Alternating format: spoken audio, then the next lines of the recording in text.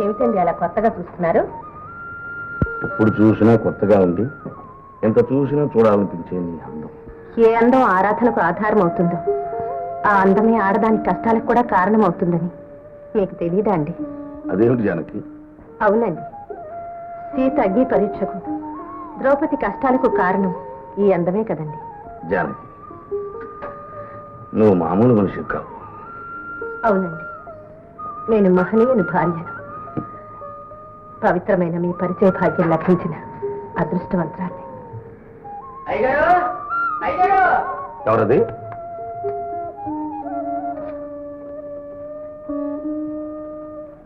ఎలా వెంకన్నా? మా అయ్య అసలు లేవట్లేదండి, ఒకటే జ్వరం, ఏవేవో మాట్లాడుతున్నాడు. మా అమ్మ తమతో చెప్పి రమ్మనండి. జానకి, వెళ్ళరానా? ఎవరైనా ఆపదలో ఉన్నారంటే రెక్కలు కట్టుకుని వాడటం మీ అలవాటేగా. నేను వద్దంటే మాత్రం మాంటారేమిటి? తప్పకుండా వెళ్ళండి.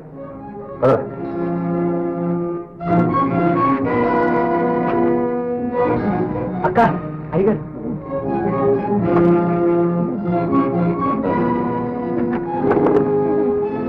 ధర్మయ్య, ధర్మయ్య. బాబు, బాబు, మీరు పడుకో పడుకో, భయపడకు భయపడకు. లక్ష్మి, ఏం జరిగింది? పొద్దున్నే మా పొలవందడు వచ్చిన దగ్గర నుంచి ఇలానే బాధపడిపోతున్నాడు. చూడండి బాబు, ఈ దెబ్బలు చూడండి. ధర్మయ్య, ఎవరిని ఇలా కొట్టింది? ఆ వివరాలే అడుగుద్దు బాబాయ్, నేనేమీ చెప్పలేను. కానీ మిమ్మల్ని ఒక్కటి కోరుకుంటున్నాను, ఆ దేవుడు భాగ్యం ఎవరికి ఇవ్వద్దు బాబు. నా బిడ్డలు దిక్కులేని వాళ్ళు అయిపోతారు బాబు. అదేమిటయ్యా, నువ్వు సాగు చేసుకునే దేవుడు మాన్యం మరొకరికి ఇవ్వడం ఎందుకు జరుగుతుంది? నాకెందుకు అనుమానంగా ఉంటుంది. అయ్యగారు, వచ్చిన దగ్గర నుంచి ఇలానే అంటున్నాడు. మాకేమిటో భయంగా ఉంది అయ్యగారు. నువ్వేం కంగారు పడదు లక్ష్మి. ధర్మయ్య, చూడు, అసలు ఇంతకీ ఏం జరిగింది? రావాలి చెప్పు. ఏమి లేదు బాబాయ్, బాగానే ఉంది, తగ్గిపోతుంది బాబు. సరే చెప్పద్దులే. చూడు, నేను వెళ్ళి డాక్టర్ గారి దగ్గర ముందు తీసుకుని పంపిస్తాను. 4 రోజుల పాటు బాగా విశ్రాంతి తీసుకో. బాబు, ఊడుపులు అవన్నీ నీకెందుకయ్యా, నువ్వేమి ఆందోళన పడకు. ఆ పనులని తమ్ముడు చూసుకుంటాడు. బాబు, పెద్ద పనిలో ఉందిరా, పెద్ద మీద పనులు తినో. అరే తింటావా? తినవా?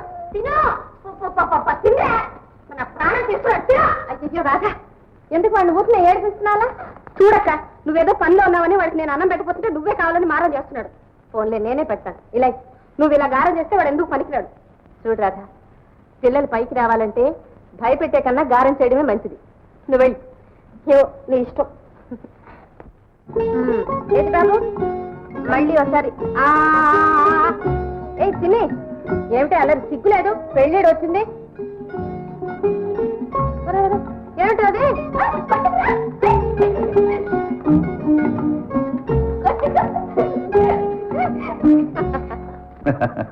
అవునవును, వయసు వచ్చినా మా చిన్నమ్మ చిన్నపిల్లే సుమండి. చిన్నతనంలోనే అమ్మా నాన్న పోయినప్పటి నుంచి మీ చేతుల్లోనే వెన్న ముద్దలా పెరిగింది. వదిన గారు తల్లి అయితే అన్నగారు తండ్రి అయ్యారు. కానీ ఈ రోజుల్లో ఆడపిల్ల పెళ్ళంటే ఒక యజ్ఞంలా తయారైంది రామయ్య గారు. ఏమైనా కానివ్వండి, ఎంత డబ్బు ఖర్చు అయినా సరే మా చిన్నమ్మకి గొప్ప ఇంటి సంబంధమే చేయాలని నిశ్చయించుకున్నాను. చూడండి భూషయ్య గారు, మీ ఎరికలో ఏదైనా మంచి సంబంధం ఉంటే చెప్పండి. లేకే, కాకినాడలో మా అల్లుడు గారి ఇంటి పక్కనే కాంతమ్మ గారైన ఒక ఆశపర్రాలు ఉంది. ఆమెకు ఒక్కడే కుమారుడు, అతని పేరు చంద్రం. మొన్ననే బిఎస్సీలో చేరాడు. చక్కదనమే కాకుండా సంస్కారం కూడా ఉంది. మీ చెల్లెలకు తగినదంటండి. అలాగా అయితే మీరు ఆలస్యం లేకుండా ఆ ఊరు వెళ్ళి మన సంగతంతా చెప్పి వాళ్ళు వెంటనే పెళ్లి చూపులకు వచ్చేలా చేయండి భూషయ్య గారు. కట్నం కొంచెం ఎక్కువ అడుగుతారేమో. ఎంతైనా సరే భూషయ్య గారు, వారి చెల్లెలు సుఖంగా ఉండటమే రామయ్య గారికి కావాల్సింది. అంత ధైర్యం మీరిస్తే ఇక్కడే రేపే వెళ్తాను. శుభస్య శీఘ్రం.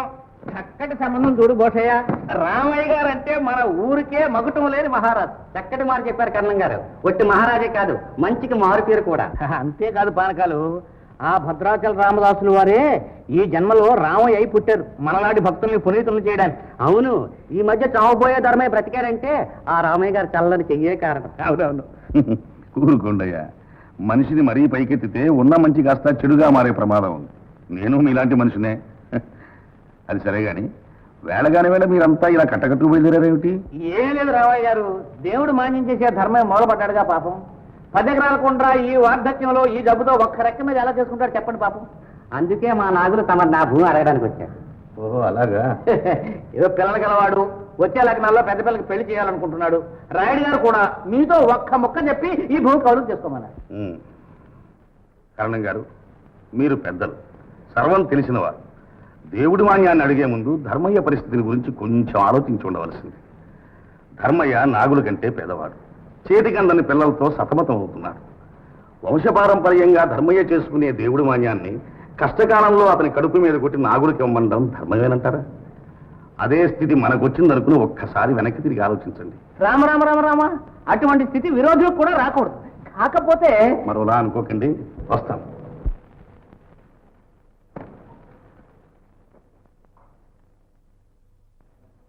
ఏమి చూసుకున్నావు ఈ విరగబాటు? తొందరపడతాయందుకు పానకాలు, ముందుంది ముసళ్ళ పండగ. చెల్లెలకి బ్రహ్మాండంగా పెళ్లి చేస్తానట. మన చేతికి దొరకకుండా పోతాడా? అదేదో చూద్దాం. జలఘటాదులందు చంద్ర సూర్యాదులు కానబడుచు గాలి కదలు భంగి ఆత్మకర్మ నిర్మితాంగంబులను ప్రాణి కదలుచుండు రాగ కలితుడగుచు. అరే అప్పుడే నిద్రపోయిందే. ఇప్పుడు లే పాలు పట్టించాలనే? అన్నం కూడా తెలియదండి. పాలైనా తాకపోతే ఎలా? చిన్ని చిన్ని లేమ్మా, లేచి కాస్త పాలు తాగు. నాకు నిద్ర వస్తుందో, ఇప్పుడు వద్దు. చూసారా, ఇది వరుస. దీన్ని ఎలా దారిలో పెట్టాలో నాకు అర్థం కావడం లేదు. ఇక మనమేం దారిలో పెట్టక్కర్లేదులే. దాని దారేదో నిర్ణయం అయ్యే రోజు దగ్గరికి వచ్చింది. ఏమిటండి మీరనేది? కాకినాడలో మంచి సంబంధం ఉందిట. పిల్లలు చూసుకోవడానికి రమ్మని భూషయ్య గారితో కబురు చేశాం. ఏమిటి, చిన్నికి పెళ్ళా? ఏ అప్పుడే ఏమంత వయసు మించిపోయిందని పెళ్లి చేయాలనుకుంటున్నారు? నీకే వయసులో పెళ్ళైందో గుర్తుందా? ఎలా మర్చిపోగలనండి? ఊహ తెలియకముందే నాకు పెళ్ళైంది. కళ్ళు తెరిచిన తర్వాత నా కళ్ళ ముందు మీరే కనిపించారు. మీరు నేర్పిన పాఠాలు నియమాలే నా జీవితానికి మార్గదర్శకాలయ్యాయి. పవిత్రతలోని గొప్పతనాన్ని, మమతానురాగాల మాధుర్యాన్ని మీ దగ్గరే నేర్చుకున్నాను. నాలాంటి అదృష్టవంతులు ఎంతమంది ఉంటారు చెప్పండి. జానకి, ఏమిటిది? ఏం లేదండి, గతం గుర్తుకొచ్చేసరికి నన్ను నేనే మర్చిపోయాను.